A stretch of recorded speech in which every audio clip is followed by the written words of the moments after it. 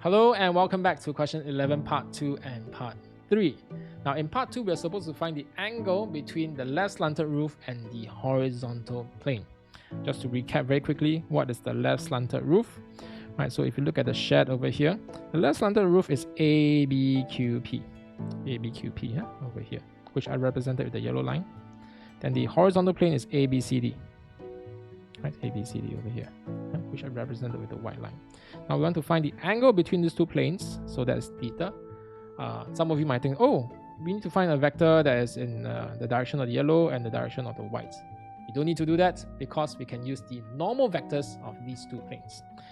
From part 1, we already know, or we're actually sort of given the normal vector of the left slanted roof, -2, -1, 3. Okay, I'm going to call this, say, like n1. Okay. And the other normal vector over here, no calculation required, is actually just 0, 0, 1 because it has to be a vertical vector because it's a horizontal plane after all. Let's call this n2, right? And the angle between these two vectors will be the angle between the planes. And some of you might be thinking that, okay, I roughly can see it, but why? How do I make it very clear that it actually is the same? So since this is sort of like a direction vector, right? It's not a position vector. I can draw it here as well, you know. This is also 0, 0, 1, okay? Then if you take this one, okay, and you realize that the angle between the two of them over here, is it the same as theta? Eyeballing, you can sort of see that it's the same, but let me prove to you it's the same. Just need to rotate it by 90 degrees, okay? Because when you rotate it by 90 degrees, you're going to get exactly what we talked about earlier on. It's going to become this vector and this vector here. Okay, so the angle between the two normals is the angle between the planes. So let me just undo all of these. Okay, so to find the angle between two vectors, we use the dot product. So let's dot -2, -1, 3 with 0, 0, 1. Okay, and that's kind of like saying n1 dot n2, which is the same as mod n1 mod n2 cosine theta. Okay, what is mod n1? Mod n1 is just square root of 2 square plus 1 square plus 3 square, which is 14. Modulus of n2 is just square root of 1, so that's 1. I'm not going to write it down. And then cosine theta. Very quickly, let's do the dot product on the left hand side. Dot product is just -2 times 0 plus -1 times 0 plus 3 times 1. So that's just a 3. 3 equals to root 14 cosine theta. Okay, make theta the subject of the formula. That's cosine inverse 3 over root 14, and you should get 36.7 degrees. That is the answer for part 2. Now let's look at part 3. In part 3, what we want to do, first of all, okay, let's look at the question. First, we need to find the vector equation of line PQ. PQ being a line of intersection between the two slanted roofs. Okay, so I've drawn it out here. The left slanted roof in yellow, the right slanted roof in green, and then PQ is the intersection of both roofs. Okay, and hence find the coordinates. Okay, so be careful, don't leave it in the vector notation. Write it as coordinates. Okay, if you are given that this line PQ has a length of 3 root 5 units. Okay, so let's find line PQ first. Okay, the most straightforward way to find line PQ, right? Because we already have the Cartesian equation of the two planes. It's just to use the GC. Use the graphic calculator. Okay, so let's bring it up. Okay, so what you want to press, okay, in case you still don't know how to press, okay, you go to apps, okay, and you go to your polynomial simultaneous equation solver 2. For me, it's number 9. For you, might be different. Then go to simultaneous equation solver, number 2. Okay, and over here, I have 2 equations from the 2 Cartesian equations of plane 1 and plane 2. There's 2 equations. I have 3 unknowns, x, y, and z. Although technically in this question, I kind of know z is equal to 0 because PQ is perfectly horizontal. So z is equal to 0. But doesn't matter, let the GC do the work. Okay, so once you selected this, you want to go to next. The next button is the graph button. On the top right on your calculator, graph.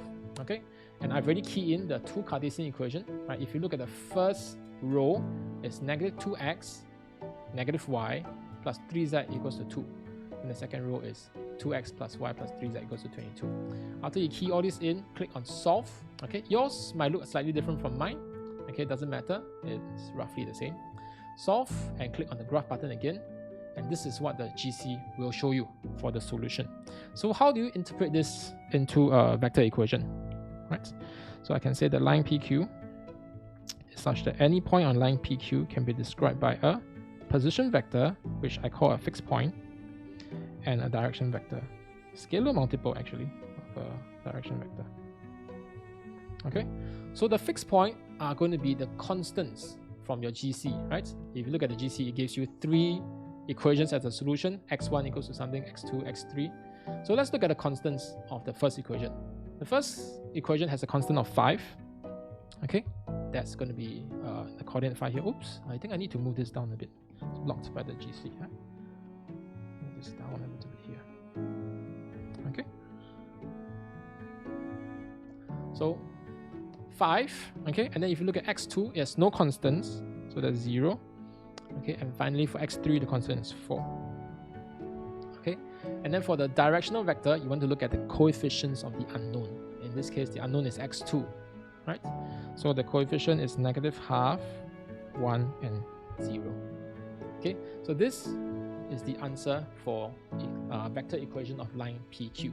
But I'm going to express it differently, right? You can actually have multiple answers, because I can also say this is my fixed point. Instead of starting at 504, I can start at 424, which is the coordinates of P. Okay, and instead of writing my direction vector in fraction form, maybe I can just multiply it and just deal with whole numbers. I prefer it that way, and you'll see why very soon. Okay, the next part is to find the coordinates of Q. Okay, given that this one is 3√5. So what I'm going to do is I'm going to start from P, and I want to move 3√5 units here. Okay, but to move 3√5 units, I maybe need to know what is the vector. Okay, how much do I need? What do I need to add to move 1 unit first? That means I need to find the unit vector of PQ. Yeah. So over here, this is actually PQ, or it could be QP. It could be the other direction also. Huh? Okay. So I want to find PQ cap, right? Because if I move -1, 2, 0, that is not moving 1 unit. That's moving more than 1 unit. So if I normalize this vector, if I divide it by its magnitude, then I'll be moving by 1 unit. Okay, so we call that a unit vector, PQ cap. Okay, so I take a -1, 2, 0, and I divide by its magnitude. Its magnitude is 1 square plus 2 square plus 0 square. That's √5. To rationalize, I put √5/5, -1, 2, 0. Okay, this is PQ cap. This is how much you need to move 1 unit in the direction of PQ or QP. Right? So let's see. Next thing I want to do is I want to find OQ. It's the same as OP, 424, and I'm going to move 3√5 units. Okay, actually it's plus minus, because I'm still not sure on the direction of my unit vector. So I'm going to multiply this with √5/5, then multiply it to my vector -1, 2, 0. Okay, let's look at this one first. Okay, because I got something very nice to cancel. √5 times √5 is going to be 5. That cancels with this. Okay, so what I end up with is just OQ is equals to 424. Is it 424? 424 or 442? 424 plus minus 3 times of -1, 2, 0. So -3, 6, 0. So if I plus, then I'm going to get 1, 8, 4. If I minus, I'm going to get 7, -4, 4. And I'm going to reject one of them, okay? Because Q can only be at one position, and I'm going to reject this one.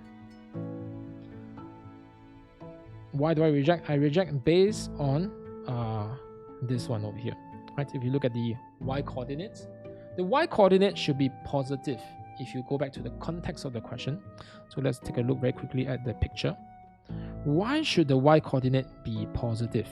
Because if you look at the top view over here, right, this seems to suggest that this is the positive y direction, okay? And Q over here has a positive y coordinate, right? So like I said, we move 3√5 units this way. If you move 3√5 units the other way, right, you end up with a negative y coordinate, okay? So that's why we're going to reject the -1 and say that OQ is that, which means one final thing, remember to give the coordinates, don't give the vector notation. Coordinates of Q is 1, 8, 4. Sorry, that did not come out nicely. Let me change the color, right, to something more visible. Yeah, and that is the answer for part 3. Okay, hope this has been helpful, and I'll see you in part 4, the very last question of paper 1.